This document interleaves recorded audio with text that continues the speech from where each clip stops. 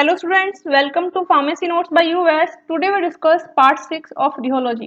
Let's start.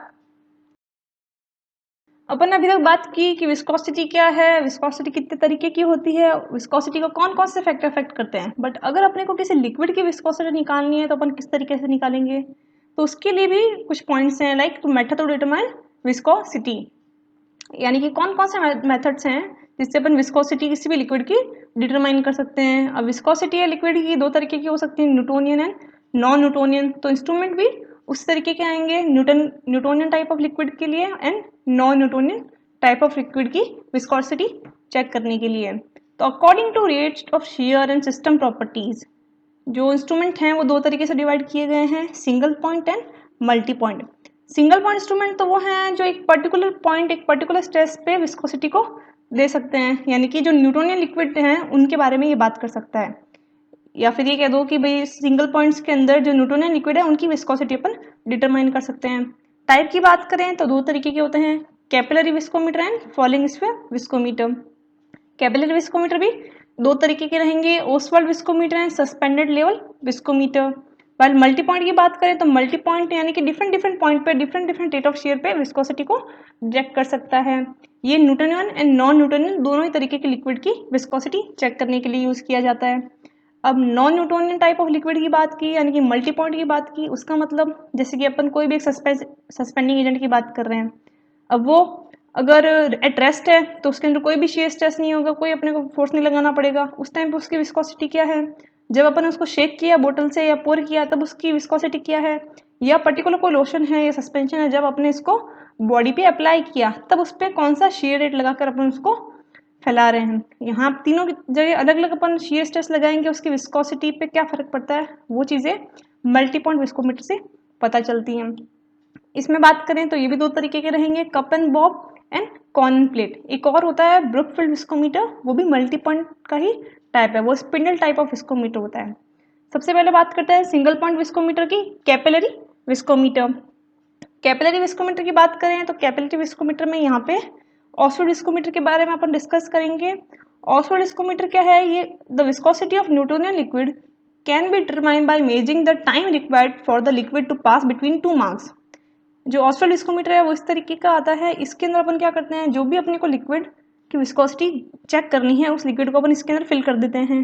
Fill करने के बाद उस लिक्विड को इस पॉइंट से इस पॉइंट तक फॉल होने में कितने सेकंड्स लगे वो अपन मेजर कर लेते हैं और वो अपन फॉर्मूले में पुट कर देंगे। उससे जो भी अपने पास रिजल्ट निकलेगा वो उसकी विस्कोसिटी होगी। अब उससे निकालेंगे तो ऑब्वियस अपने को किसी ना किसी सिस्टम से कंपेयर करना पड़ेगा। तो अपन यानी कि यहाँ पे स्टैंडर्ड भी लेंगे और टेस्ट भी लेंगे। टेस्ट के अंदर सपोज मैंने आपको दे दिया अल्कोहल की आपको विस्कोसिटी निकालनी है, तो वहाँ पे आपको एज स्टैंडर्ड भी लेना पड़ेगा वाटर, यानी कि आप वाटर के कंपैरिजन में अल्कोहल की विस्कोसिटी निकाल रहे हो। फॉर्मूले की बात करें, viscosity of unknown is equals to density of unknown, density time to fall for unknown upon density of known time to fall for known into viscosity of known. यानी कि विस्कोसिटी ऑफ वाटर की बात करें तो 1 होती है, time to fall पानी को कितने सेकंड लगे इस पर्टिकुलर पॉइंट से इस पर्टिकुलर पॉइंट तक आने में, up mark and down mark के बीच में, और पानी की डेंसिटी क्या है, ये सारी चीज़ें लिख ली। और फिर अननोन का टाइम एंड अननोन की डेंसिटी पता लगा ली, वो सिस्टम में अपन ने ऐड कर दिया और कैलकुलेट कर दिया, तो अपने पास अननोन की विस्कोसिटी आ जाएगी। अगर नोन एंड अननोन की विस्कोसिटी को डिवाइड किया जाए तो this is known as relative viscosity, ये यूनिटलेस होती है। बात करें कि भाई ये इक्वेशन आई कहाँ से, तो ये इक्वेशन आई पॉस्टलेस लॉ से। पॉस्टलेस लॉ मोस्टली जो आर्टिजन कैपिलरीज हैं उसके जो प्रेशर डिफरेंस है उसको कैलकुलेट करने में आता था। आर्टिजन कैपिलरीज यानी कि हार्ट के सिस्टम की बात कर दी, तो उसने ये फॉर्मूला दिया था pi R square T delta P upon R L V. तो अगर अपन इसकी बात करें तो radius is constant, length is constant, volume is constant, बचा क्या, पी प्रेशर। अब प्रेशर के अंदर भी प्रेशर क्या है, एक उसकी डेंसिटी, जो उसकी डेंसिटी लगा रही है भार लगा रही है, और दूसरा उसके ऊपर लगने वाली एक्सीलरेशन ग्रेविटी, यानी कि अब एक्सीलरेशन ग्रेविटी भी कांस्टेंट हो गई। अब अपने पास क्या बचे, टाइम, जो एक डिपेंडेंट चीज़ है, हर लिक्विड की अलग अलग रहेगी, और डेंसिटी भी हर लिक्विड की अलग अलग रहेगी। तो विस्कोसिटी की बात करें तो विस्कोसिटी किस पे डिपेंड हो गई, उस कांस्टेंट पे, टाइम पे और डेंसिटी पे। वही अगर अपन अननोन की बात करें तो उन दोनों फॉर्मूलों को जब आप इक्वल करेंगे और विस्कोसिटी निकालेंगे तो आपके पास वही फॉर्मूला आ जाएगा जो कि ऑसिलोस्कोमीटर में विस्कोसिटी निकालने के लिए यूज़ होता है। फिर एप्लीकेशन की बात करें तो भाई क्वालिटी कंट्रोल के लिए चेक किया जाता है कि सस्पेंशन जो अपन ने बनाया है उसकी वही सेम विस्कोसिटी आ रही है ना बार बार repeatedly. Plus liquid paraffin dextrin 40 की विस्कोसिटी चेक करने के लिए आता है, या फिर कंपैरिजन किया जाता है। जैसे आपको 3-4 सैंपल दे दिए वाटर के साथ कंपैरिजन करने के लिए कि सबकी विस्कोसिटी चेक कीजिए। बी है फॉलिंग स्फीयर विस्कोमीटर, ये भी सिंगल पॉइंट विस्कोमीटर है। इसके अंदर इस तरीके का इंस्ट्रूमेंट होता है और एक बॉल होती है specific size and specific weight की। इसमें आपने लिक्विड भर दिया, टेम्परेचर को बाहर की तरफ मेंटेन कर दिया, फिर बॉल का इस पर्टिकुलर पार्ट से इस पर्टिकुलर पार्ट तक गिरने का टाइम आपने नोट किया। वो टाइम है वो आपने डिफरेंस में कैलकुलेट कर दिया, फॉर्मूले में पुट कर दिया और आपके पास विस्कोसिटी ऑफ अननोन आ जाती है।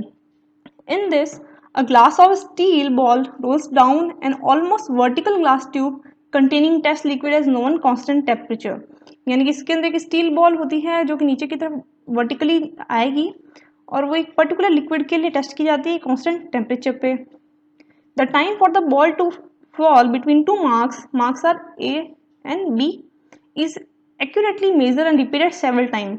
ये मेजर किए जाते हैं कि इस पर्टिकुलर टाइम से इस पर्टिकुलर टाइम तक उसको कितने सेकंड लिखे बॉल को नीचे गिरने में, और ये बार बार प्रैक्टिकल रिपीट किया जाता है एक्यूरेसी बढ़ाने के लिए। प्लस ये चीज़ देखी जाती है कि जो बॉल है या वो लिक्विड है एटलीस्ट ये बॉल इससे इस पर्टिकुलर पॉइंट में 30 सेकंड तो ले। अगर 30 सेकंड से ज़्यादा लेते हैं यानी कि जो ये सिस्टम है वो एक्यूरेट है, प्रिसाइज है। फॉर्मूले की बात करते हैं तो viscosity equals to time upon S B minus S F B. T की बात करें तो वो time in second between 2 points to fall. S B है specific gravity of ball, F है specific gravity of fluid and B है constant for ball, यानी constant की साइज की है, किस वेट की है। ये हर एक सिस्टम के लिए डिफरेंट डिफरेंट आएगी जो कि कांस्टेंट होके यहाँ पे फिट हो जाएंगी। The rate at which ball falls is inverse function of viscosity, यानी कि जितनी जल्दी बॉल नीचे गिरेगी विस्कोसिटी सिस्टम की उतनी ही कम होगी। अब बात करते हैं अपन मल्टीपल पॉइंट विस्कोमीटर की। उसमें पहला एग्जांपल है कप एंड बॉब। इसके अंदर in this the sample is sheared in space between the outer wall of bob and inner wall of cup into which the Bob fits.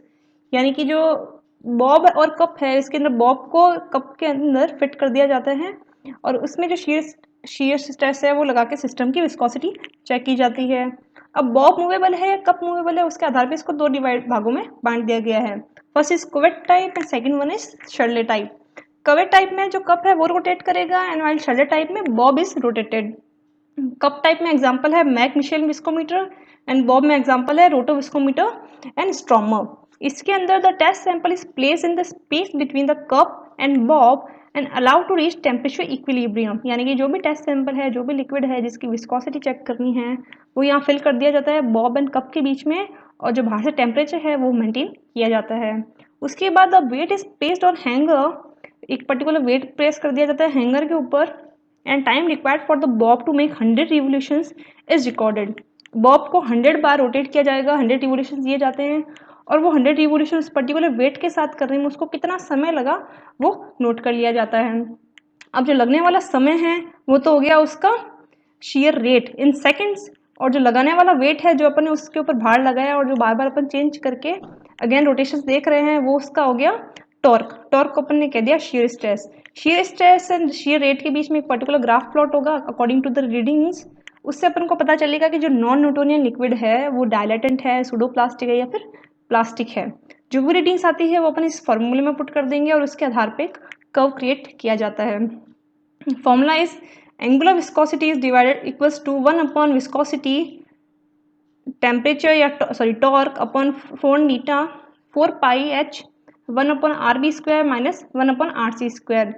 ये तो हो गया एंगुलर विस्कोसिटी, टी हो गया torque, H हो गया depth of bob in liquid, R B हो गया radius of bob, R C is radius of cup and K V is constant for the instrument. यानी कि इंस्ट्रूमेंट पर्टिकुलर उसके हिसाब से आपके बॉब एंड कप का साइज क्या है, वेट क्या है, ये सारा का सारा। अब अगर बात करें तो height, radius of bob and radius of cup are constant, और इन सबको कांस्टेंट अपन केवी के अंदर इन्वॉल्व करें तो अपने पास क्या बचता है। अगर विस्कोसिटी को डिटरमाइन करें तो अपने पास बस टॉर्क एंड एंगुलर वेलोसिटी आती है। टॉर्क को अपन वेट के हिसाब से भी लिख सकते हैं और angular velocity is we.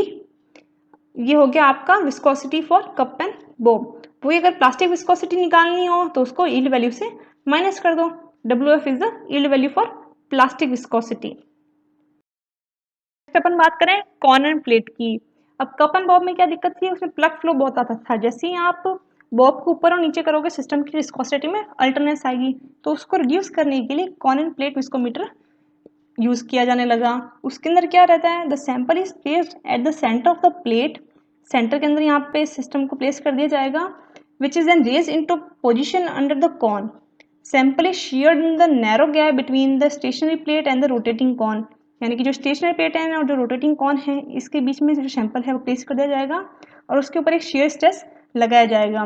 The rate of share in RPM, rate of share RPM में लगाई जाएगी, is increased and decrease by selected dial the viscous tracker और टॉर्क, यानी कि जो अपन स्ट्रेस लगा रहे हैं वो आरपीएम में लगाई जाएगी, वो बढ़ा के और घटा के चेक की जाएगी कि डिफरेंट डिफरेंट शेयर स्ट्रेस पे विस्कोसिटी सिस्टम की क्या है।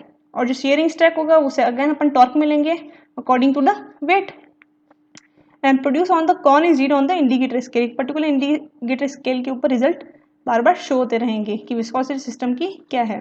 अगर सिस्टम अपना न्यूटोनियन लिक्विड है तो उसके लिए फॉर्मूला रहेगा viscosity is equal to C upon TV. C हो गया यहाँ पे इंस्ट्रूमेंटल कांस्टेंट, टी हो गया टॉर्क, एंड वी हो गया speed of corn and RPM. Plastic viscosity की बात करेंगे तो यील्ड वैल्यू इसमें से रिड्यूस हो जाएगी। यील्ड वैल्यू अगर अपन निकालें फॉर कॉर्न एंड प्लॉट तो yield value is equal to C F into T F. T F हो जाएगा यहाँ पर torque of shearing stress axis and C F हो जाएगा इंस्ट्रूमेंटल कांस्टेंट। एडवांटेज की बात करें कॉर्न एंड प्लॉट की, कॉर्न एंड प्लेट की, तो ये plug flow is not observe due to constant rate of shear. अब सिस्टम में इसको अप एंड डाउन करने की जरूरत नहीं पड़ रही, मूव करने की जरूरत नहीं पड़ रही, तो जो शेयर स्ट्रेस कांस्टेंट है इसके चक्कर में इसमें प्लग फ्लो भी नहीं आ रहा। फॉर्मूले की बात करें तो linear viscosity is divided by gap width and R upon D यह कांस्टेंट है जो कि angle between cone and plate show करता है, और जो एंगल है वो 0.3 डिग्री से 4 डिग्री के बीच में होगा।